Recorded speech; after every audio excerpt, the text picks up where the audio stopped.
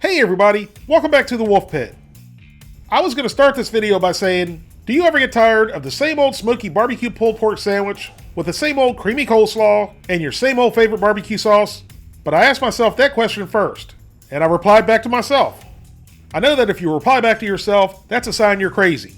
But my psychiatrist said as long as I take my medicine, I'm not crazy. But I replied back to myself, no, I don't ever, and I will never, get tired of the same old delicious smoky barbecue pulled pork sandwich with the same old delicious creamy coleslaw and my same old favorite barbecue sauce. I, for one, can't get tired of eating something that's already perfect. But then I started talking to myself again. I said, self, why not put a spin on the typical barbecue pulled pork sandwich with coleslaw and barbecue sauce and do a fusion with another one of my favorite foods, Chinese food. I already know what some of you are thinking. Even on my meds, I'm crazy. But please, just stick with me to the end. And if you still think I'm crazy at the end, then I guess I need to be committed. So that's right, today I'm making a Chinese-style pulled pork sandwich with a sesame ginger coleslaw topped off with a honey hoisin barbecue sauce. If you like pulled pork and you like Chinese food, you'll definitely want to give this recipe a try. It's not only delicious, but it's real easy to do. One thing I haven't mentioned yet is we're going to make pulled pork in only 6 hours, which is roughly half the time it usually takes to make pulled pork. So let's get started. Here I have an unenhanced 9-pound pork shoulder, also known as a Boston butt.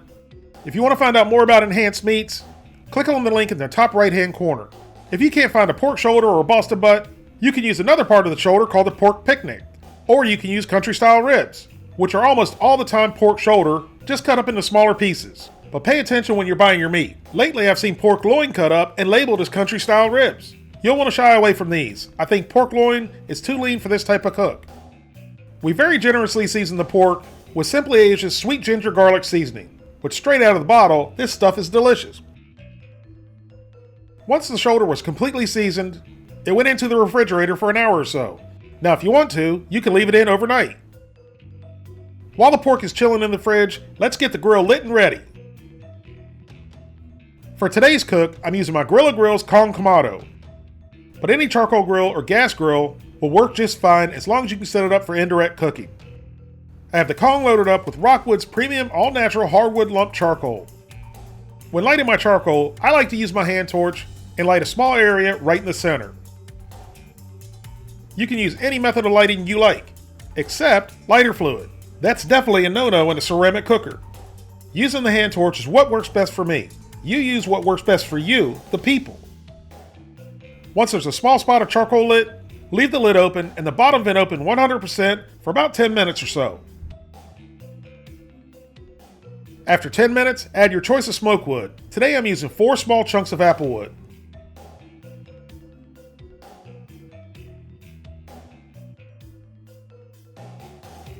Then add your heat deflector, which sets the grill up for indirect cooking. And then of course add your grill grates. You can't cook without them. Well actually you can, but that's a different video. Then close the lid with the top and bottom vent open 100%. This cook is going to be a high heat cook. And I'm going to be cooking in the 300 to 350 degree range. So once the temperatures reach between 250 and 275 degrees, close the top vent 2/3, leaving about a 1/2 inch opening, and the bottom vent open 3/4 of an inch to an inch. I'm trying to control the temperatures on the way up, rather than overshooting my target temperature. And we can't do an outdoor cooking video without Bella the Wonder Dog making her appearance. The temperatures continue to climb, and after about 30 minutes, the Kong had settled in right at 325 degrees. And I didn't have to make any further adjustments to the vents for the entire cook. So once the Kong was up to temperature and settled in, it was time to add the meat. And I know, this looks unusual for me. I'm cooking the meat in a pan, but you'll see why in a few minutes. Now close the lid and let the Kong do its thing between 300 and 350 degrees for 2 to 3 hours. I'm not really looking for a lot of bark. I just want to add a wee bit of smoke flavor.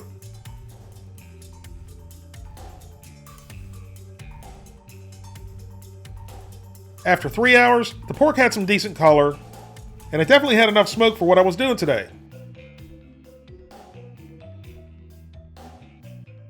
Now I'm adding some chicken stock mixed with Shaoxing Chinese cooking wine and a little sesame oil. That'll be the base to our braising liquid.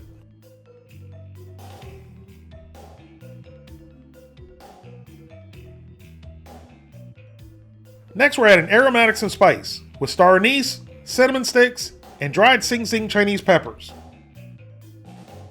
The final ingredients are the tops and bottoms of green onions, slices of fresh ginger, and some homegrown store-bought fresh organic garlic, right out of the jar. Spread everything out into the liquid and cover with heavy-duty aluminum foil. Now close the Kong up and let it continue to cook between 300 degrees and 350 degrees until it's tender. After braising for 3 hours, our pork is just about ready, with an internal temperature right at 200 degrees. After 7 months, my $12 ThermoPro Instant Read Thermometer is still going strong and accurate. I'll continue to update this thermometer as I use it. It was getting late and the family was really hungry, so the pork only got about a 30-minute rest. When I opened up the aluminum foil, the aroma coming out of the pan was incredible. It made me want to start taking bites out of the air, but my neighbors already look at me funny and think I'm weird, so maybe that's not a good idea. After 30 minutes, it was time to pull some pork. But first, you need to remove the ginger, the star anise, and the cinnamon sticks.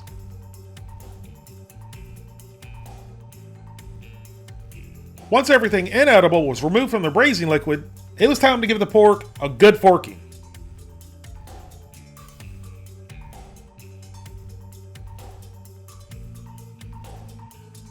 Now there's no reason to be gentle. You fork the pork like you own it. Even for the short time it was unfoiled, it did form a small smoke ring. While forking the pork, we had to take a few obligatory quality taste tests, and they definitely passed. But the pork needed just a touch more of the sweet ginger garlic rub. We didn't need to add very much. So you, the people, add as much or as little as your taste buds desire. Then give it all another good mix. Nobody in my house really eats the whole peppers besides me, so I enjoyed a few while I was taking a couple more test bites. Now it's ready to make a sandwich. I'm just using a simple sesame seed bun, but a better bun will definitely be used in the future. Now you add as much or as little meat as you like on your choice of bread, or as much or as little as you like onto your plate. Look at how moist and succulent this pork is. Now with pulled pork or a pulled pork sandwich, I must have slaw. But a traditional creamy coleslaw wouldn't work well with these flavors. So we got a bag of the multicolored coleslaw mix and tossed it with Newman's Own sesame ginger salad dressing, and then let it sit in the fridge for a few hours. And let me tell you, this slaw was amazing. Now you add as much or as little as you like to your sandwich, or on the side if you like. Now this sandwich was already packed with flavor and it didn't really need any sauce, but I wanted some anyway. So I quickly made up a 2-ingredient Chinese style barbecue sauce, which was simply equal parts hoisin sauce and honey.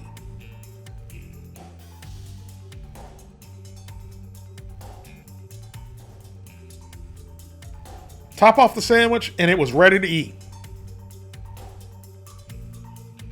Now Courtney and I usually try the same food in the video as we film.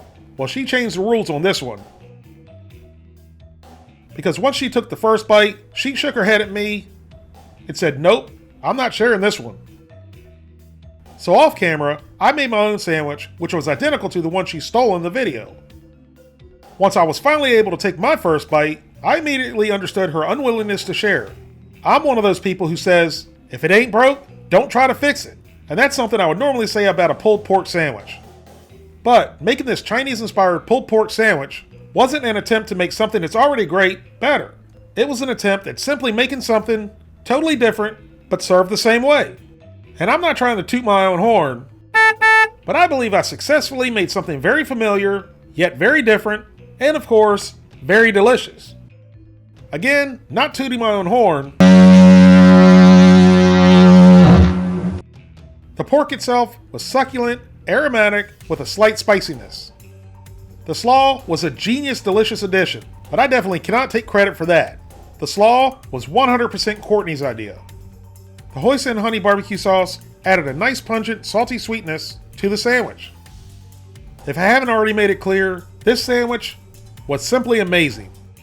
No, it's not your typical barbecue pulled pork sandwich, but it's something different and something very delicious, and I hope you all give it a try. If you'd like to help support the Wolfe Pit, please consider being a patron. You can pledge as little as $1 a month, that's only $12 for the whole year, or you can pledge more, that's up to you. Either way, every little bit's appreciated and helps me produce more high quality videos more often for you, the people. Thank you all very much for watching. Please don't forget to like this video and subscribe, and I'll see you soon.